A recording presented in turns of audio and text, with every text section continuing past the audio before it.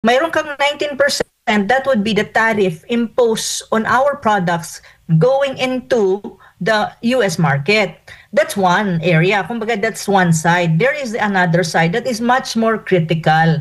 Yung sinasabi mong open market. So, ibig sabihin, pag open market ka, yung exports ng mga, how do you call that, ng mga ng Amerikano, yung ng United States will get into the Philippine market, zero tariff. That is much, I mean, both are very important, pero kung titignan mo, critical din yung zero tariff na yan. Yung nangyayari sa Pilipinas, at isa pa, ganito nga ang joke sabi, 1% lang naman palang ibababa, sana hindi na lang pumunta. Kasi bakit? Kasi ang Pilipinas, during the time that he was in the United States, kasama niya si Gibo, binabaha at lubog sa tubig. Ang kailangan mo ay ang leadership ng presidente if may mga ganitong calamity. So sana, next time, isipin niya muna ang Pilipinas before itong mga bagay na to. Kasi si President Duterte nga, nung panahon niya, di ba, nasaan ba siya? Nasa Russia. Nung pumutok ang Marawi, hindi tinapos ni President Duterte ang meeting niya to the point na sinabihan niya si Russian President na, "Oy, I'm sorry Russian President, but I have to go because my country needs me." So ika-cut short niya ang kanyang biyahe at lilipad siya, magkita na lang ulit tayo or magtawagan na lang tayo. And it was even Russian President Vladimir Putin who made an adjustment na unahin na siyang i-meet kasi aalis na siya at babalik na ng Pilipinas, ika-cut short yung trip kasi kailangan siya sa Pilipinas dahil pumutok ang Marawi. Resulta ng pagpunta ni Marcos Jr. sa Amerika. Nabanggit pa nga dito ni with all of his many representatives. Binigyang diin pa dito na marami mga dala-dala. No? Pero para sa kabatiran ng lahat, ang unang ipinataw o ipapataw sana ng Amerika ay 17%. Tapos umakyat ito ng 20%. Tapos ang resulta, 19% as per post nga nitong si US President Donald Trump. Ihambing natin sa Indonesia, galing sa 64%, tapos naging 32%, tapos nung nagkaroon ng deal, isang tawagan lang, hindi na pumunta ang presidente ng Indonesia sa Amerika, patawa-tawa na lang siya, nag-contact, wala siyang with his many representative at gumastos ng malaki sa pamasahe, 19%, same sa atin. So 32% to 19%. Yung deal naman sa Vietnam from 90% to 46% hanggang naging 20%. So merong kaibahan, mga nasa double digit po yung halos kaibahan nitong Indonesia and Vietnam mula noong sila po ay nakipagnegosasyon. Tayo naman, nakadiscount tayo ng 1%. Ano masasabi nyo po dito, Prof? Kasi ang sabi ni Marcos Jr., significant naman kahit 1% lang yung ibinaba.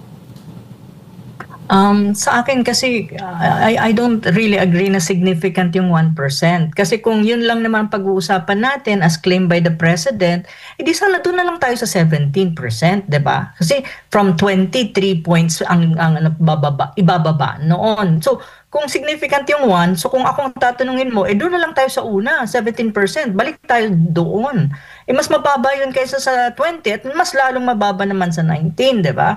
So, yun yung sinasabi ko. Ang hirap kasi, parang para siyang, ang nangyari kasi ngayon, ang kanilang ginagawang tinatawag mong damage control is parang, magpasalamat na tayo na reduce kahit papano ng 1%. But I don't think that should be the case.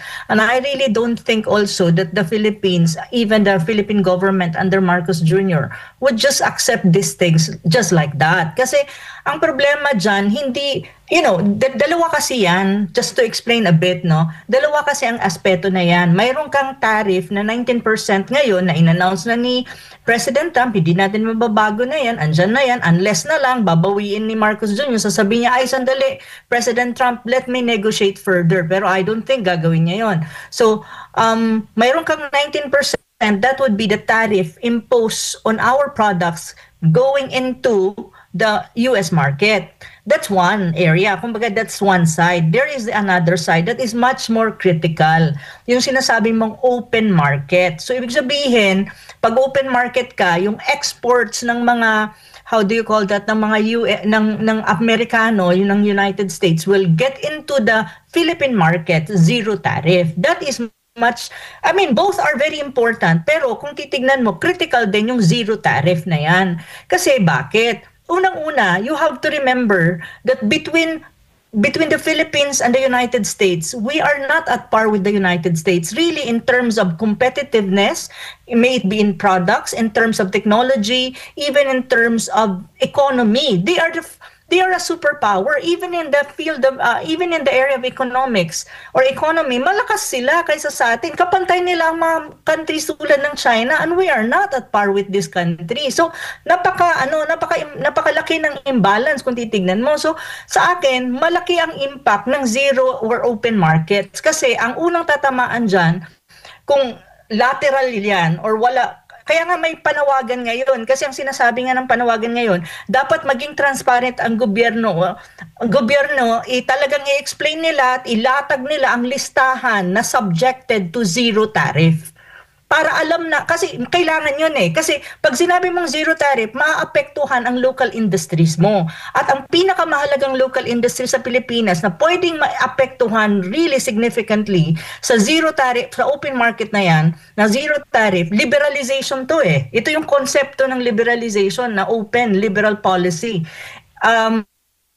Kaya nga nakakatawa, by the way MJ, liberal policy on our side, ini-impose ng Amerika, pero on their side, they're very protectionist by imposing 19% tariff on our side.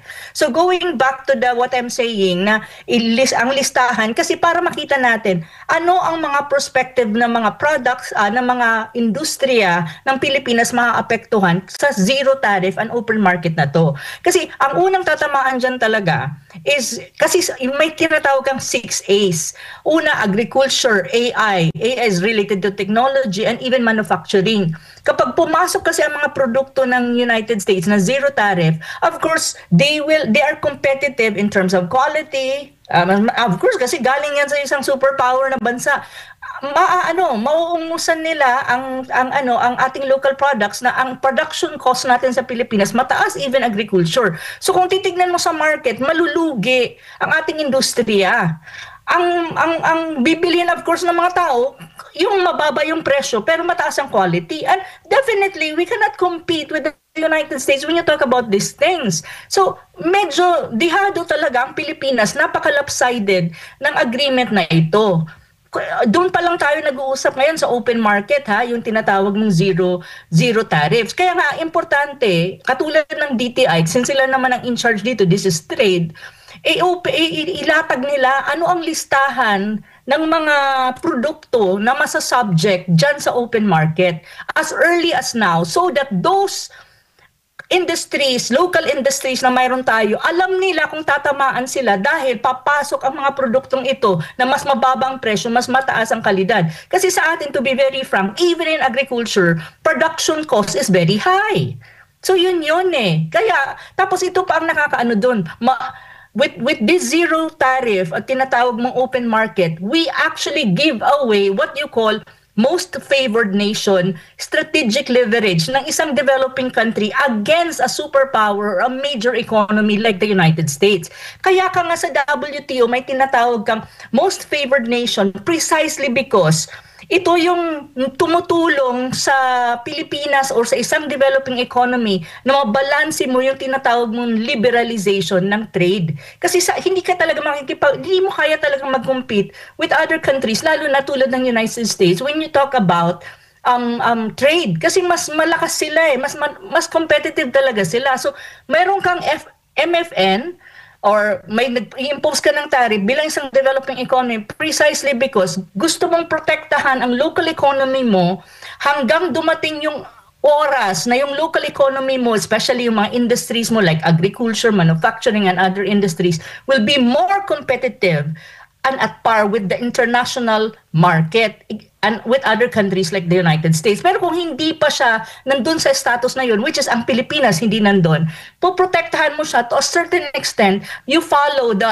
MFN based on WTO rules. Kasi nasa WTO rules and the United States and the Philippines is part of WTO. So yung World Trade Organization. So ganito ang nangyari. But with this deal, on the open market side, parang nilet go natin ang ating tinatawag na most favored nation. Kasi wala zero open market. On the other hand naman, yung tinatawag mong 19% na tariff, it will impact our economy pa rin.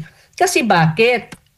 Kasi una, we really have to open our minds to the fact na when you talk about international trade, ang ibig sabihin niyan, like the Philippines, you export products to the United States. That doesn't mean na ikaw lang ang nag-e-export sa kanila ng isang produkto. You export and at the same time, you compete with the rest of the world, especially with our let us say, ASEAN counterparts. Kasi yung mga produkto na in-export natin, hindi lang tayo nagpo-produce noon. Maraming country sa bansa ang nagpo-produce noon. So when you get into the market, our products get into the market, we compete. And we need to be competitive. And one way to make it competitive is to lower the price of our goods entering into another market, especially major economies like China or let us say, ngayon, United States. However, kung i-impose yan ng tariff na 19%, ibig sabihin, tataas ang presyo ng goods natin na papasok sa United States market, sa US market. So pag tumaas siya, bababa ang tinatawag mong competitiveness natin kasi you have other products coming from other countries like for example, let us say Japan, let us say Vietnam na do mas mataas ng 1% ang tariff kay Vietnam. Pag kinumpare mo ang produkto kung sino ang mas competitive, baka naman matalo tayo sa competitiveness in terms of quality ng produkto kasi ganun yun So ito yung problema ng 19% tariff and it will impact, of course, the revenue of the Philippines when you talk about exports, and at the same time, it will impact our competitiveness, it will impact our manufacturing industry, it will impact our GDP to a greater extent. So, pag sinama-sama mo itong dalawang side na ito, open market and the 19% imposition of tariff on our goods, pag pinagsama mo yan, makikita mo talaga na ang nangyaring parang it was an economic disaster as far as the Philippines is concerned, as far as trade is concerned. So kaya maraming nagsasabi na parang failure yung nangyari or lopsided yung agreement. Ang ano lang naman doon kasi din sa Philippine government, yung team natin, actually, yun nga ang hindi ko maintindihan kasi even then, kahit sinabi ni Trump na okay, we'll impose yung 19%, you can still negotiate lower. Kasi look at what happened to Indonesia. Indonesia, from very, very high tariff, bumaba yan, nag-negotiate pa rin sila hanggang umabot yan ng 20. Hindi sila nag-give up on the middle na hindi sila satisfied na kaya na namin ang 20% tariff. Hindi na namin may bababa to. Pero they make negotiation. At hindi sila bumigay ng ganun-ganun lang. Yun ang hindi ko rin maintindihan. Why did, our side, bigla na lang, okay, yun ang sabi ni Trump Kasi in-interview si President Marcos, sabi niya, nang pumunta sila, ni-negotiate niya, pero yun talagang sinabi, 19%, so wala nang magawa. Parang ganun, no. You have to fight for this kind of things kasi ang nakalaan dito is ang kinabukasan ng bayan mo, ang economic welfare ng bayan mo at ng mga Pilipino na kapag hindi mo siya mahawakan or hindi mo siya maipaglaban up to the last extent, kawawa tayong lahat at kawawa ang Pilipinas talaga in the long run. Hindi lang to ngayon, in the long run. Unless na lang there will be a change of government, there will be a change of government in the United States in the next 3 years, tapos magbabago sila ng policy. And if we have a change of leadership, the next leadership will actually negotiate. Pero hindi pa, 3 years pa ang bubunuin natin before that happens. If in any case, it will happen. So yun yung mga bagay na dapat isipin natin. Kasi yung may ibang tao na sinasabi nila, okay lang, 19%, it's okay. Okay lang, mayroon akong mga nababasang comment din sa ibang social media outlets na sinasabi, okay lang yan. At least, di ba, mumura na ang mga American goods. Like, for example, itong spam, itong ganito. So, ang imported goods, mura na. So, okay yan sa mga consumers. No, it's not like that. That's just one side of the story. What you need to understand is how it impacts our economy, our industry, agriculture, manufacturing, and others na makikripol ang ating ekonomiya, makikripol ang ating industrial development or economic development and national development in the long run, even the medium term. So yun yung dapat isipin natin. So dapat, hindi binigay dapat kasi at 19, sinabi na lang sana ni Marcos Jr., doon na lang kami sa 17. Kasi in a way, binigyan nyo kami ng 17. Ngayon, 19. Doon kami sa 17. Kung yun lang naman ang pag-uusapan, di ba? Kasi ang Japan, 15%. Ang Vietnam, 20%. Actually, ang Indonesia is 19%. So, alam mo yon. So, parang, bakit parang, ang feeling ko kasi, bakit parang binigay lang ng ganon. Parang ganon ang feeling ko eh. Tapos on the other hand, yan ay ang ano lang natin ha, ang pinag-uusapan lang natin dito MJ and Admar is on the side of the trade deal.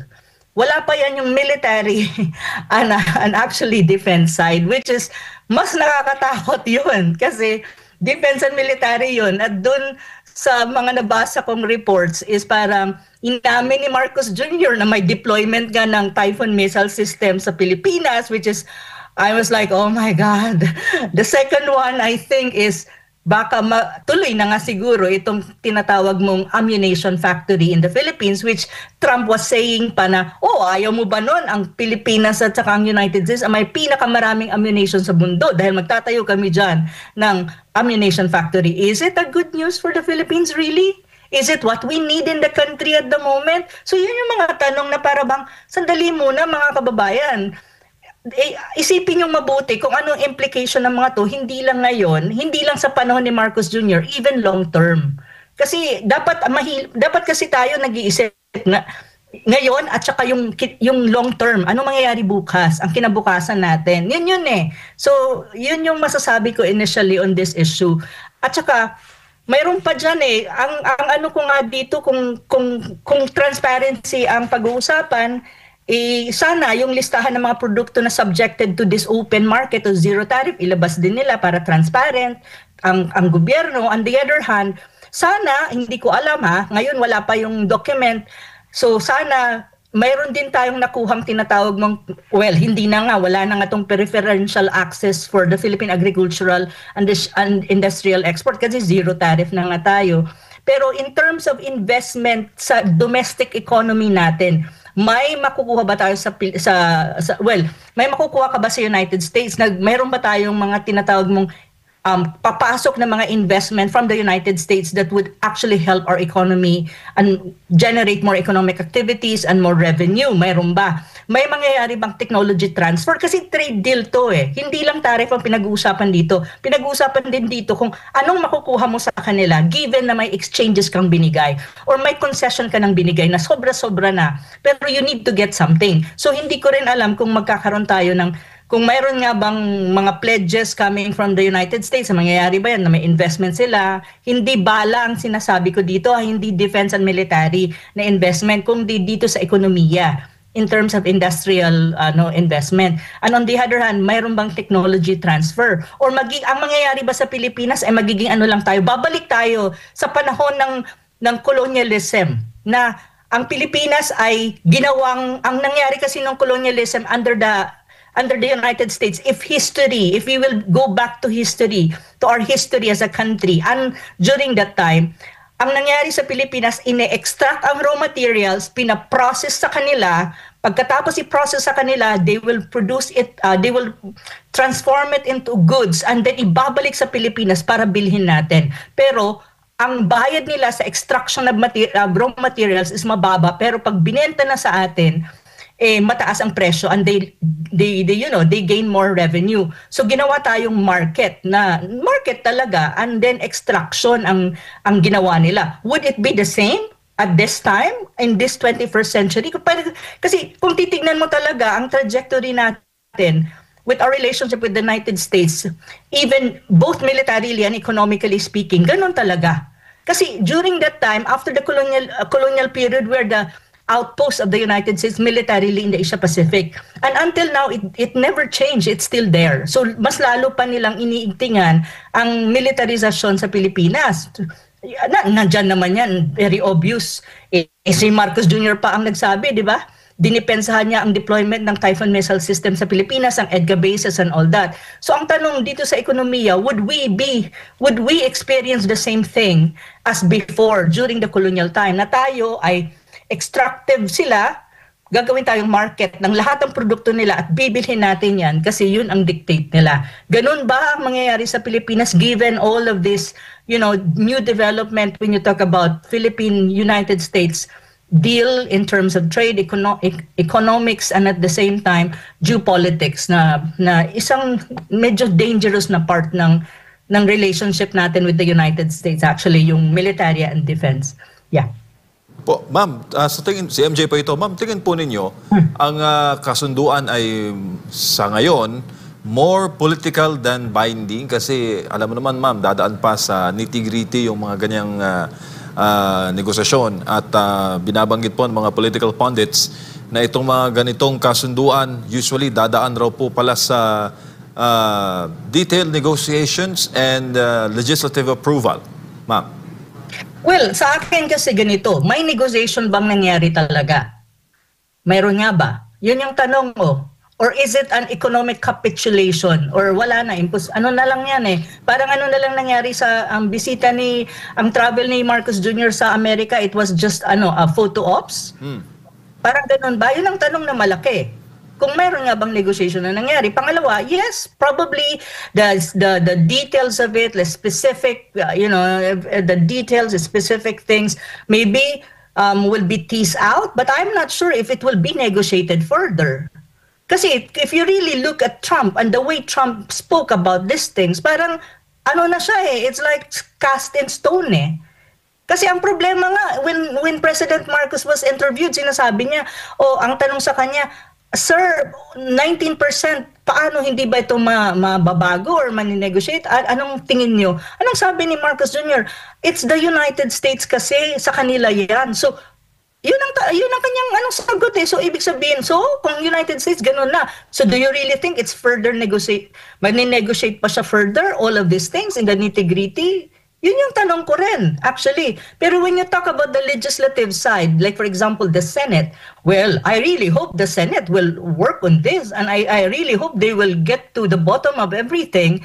And also, I hope that the Senate will tease out all of these things na mayroon. Kasi siguro naman ang mga senador, di ba, bibigyan naman sila ng kopya kung ano yung agreement at mga napag-usapan doon in terms of, in written form at madadissect nila yan at makikita nila. Siguro naman may oversight function ng Senado. Kung, 'di ba? Para tignan ito, i-discuss ito at siguro naman they can actually articulate kung ano yung maganda for the Philippines, anong hindi. I think the Senate can actually be like an arbiter or di kaya pwede mag-intervene on these matters. Kasi meron naman silang capacity to do that. And I think naman in the Senate, especially the upcoming 20th Congress, may mga tao naman dyan na alam ko na may concern kahit papaano sa Pilipinas. And they are also not happy of what happened at dito sa deal na to. So, nasa Senado yan. I really hope they will do their job and also they will scrutinize these deals that we have at the moment with the United States. Kasi trabaho naman nila yan eh. Kaya nga sila nandyan, di ba? Pero dapat talaga gawin nilang trabaho nila. I would expect and I would hope so. Yun. Yes, ma'am. Ma'am, dito po tayo sa defense program dahil po sa kanya rin pong pagdalaw sa US ay natanong po ng media doon si Marcos Jr. kung ayos lang ba na maglagay ng missiles ang Amerika sa Pilipinas kahit ba maituturing itong escalation laban po sa China. At ayon sa Pangulo, anumang pagpapalakas sa puwersa ng Pilipinas ay pagtugon lang sa sitwasyon sa South China Sea. Dagdag pa ng Pangulo, malaki ang papel ng Amerika sa pagpapalakas ng ating national defense para maging self-reliant ng Pilipinas sa hinaharap. Pero binanggit po niya sa harap ni President Trump yung ating independent foreign policy. Independent ba ito, ma'am?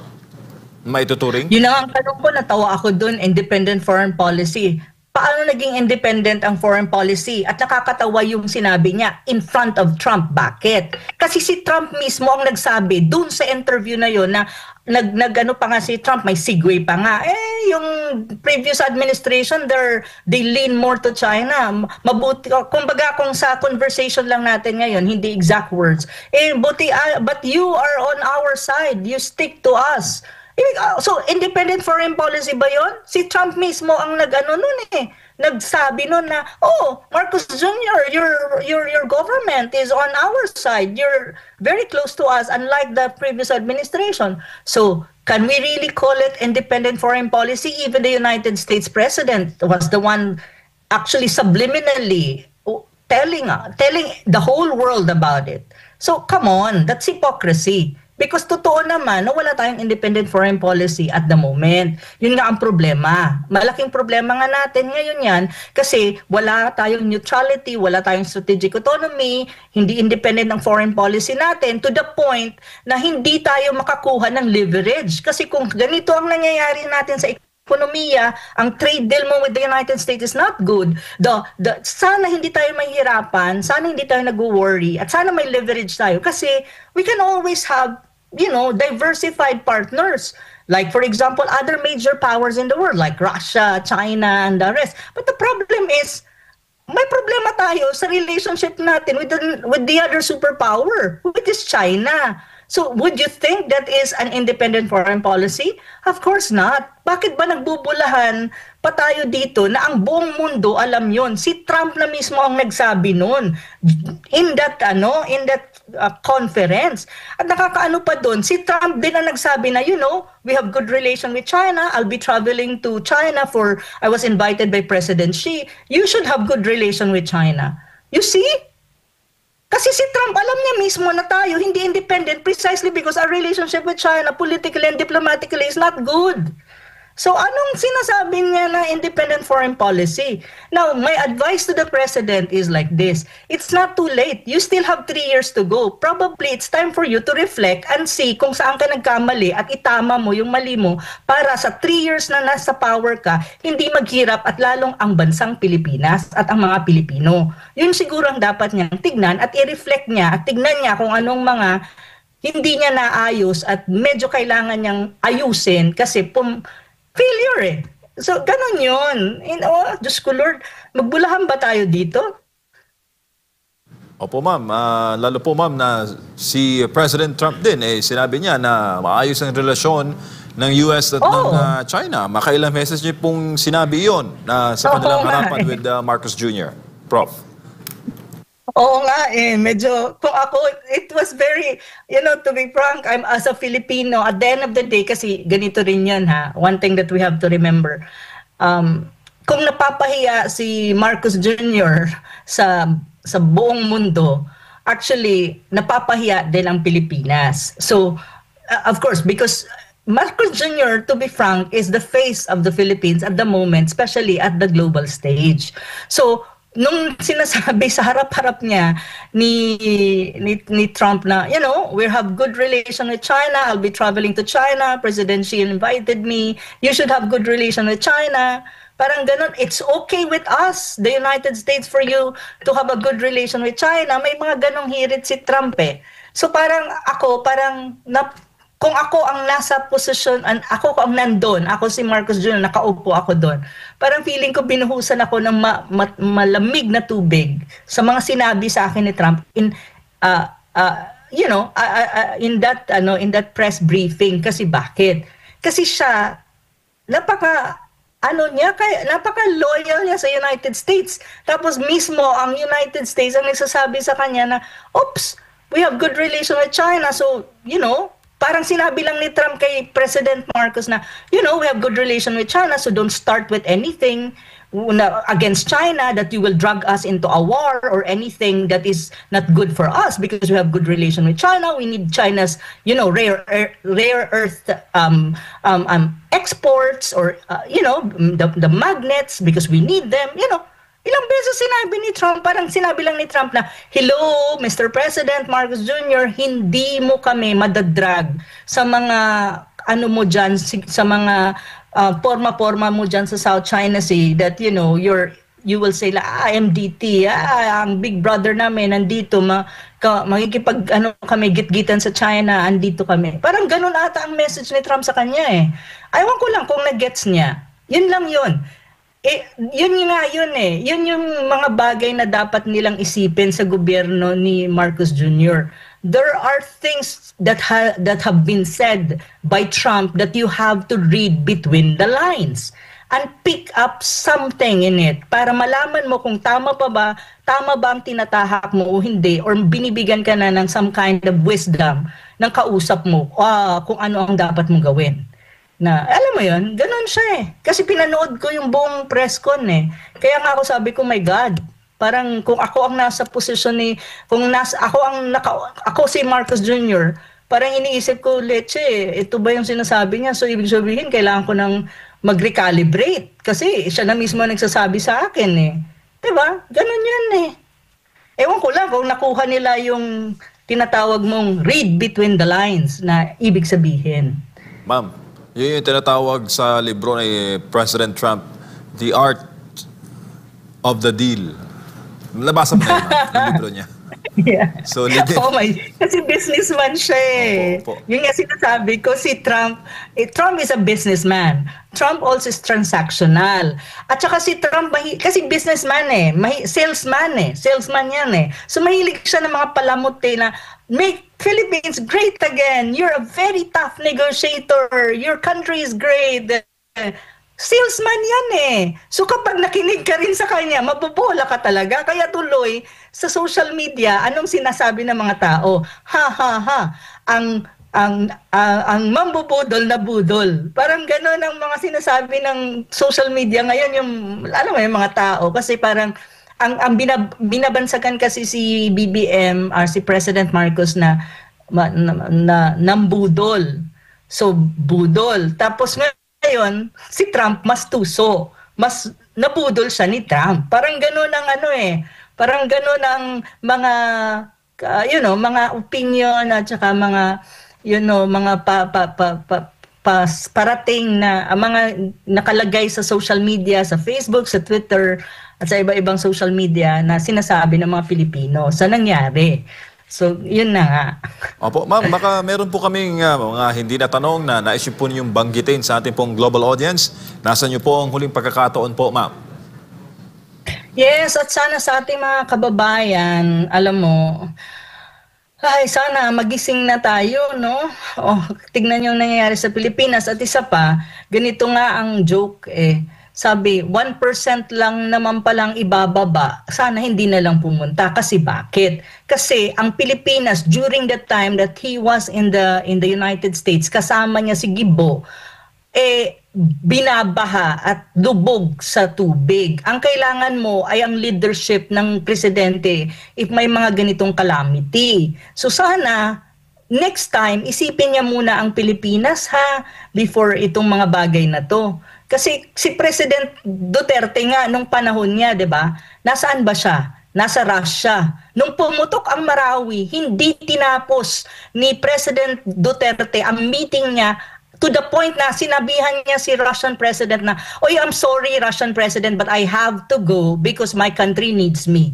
So ika-cut short niya ang kanyang biyahe at lilipad siya, magkita na lang ulit tayo or magtawagan na lang tayo. And it was even Russian President Vladimir Putin who made an adjustment na unahin na siyang i-meet kasi aalis na siya at babalik na ng Pilipinas, ika-cut short yung trip kasi kailangan siya sa Pilipinas dahil pumutok ang Marawi.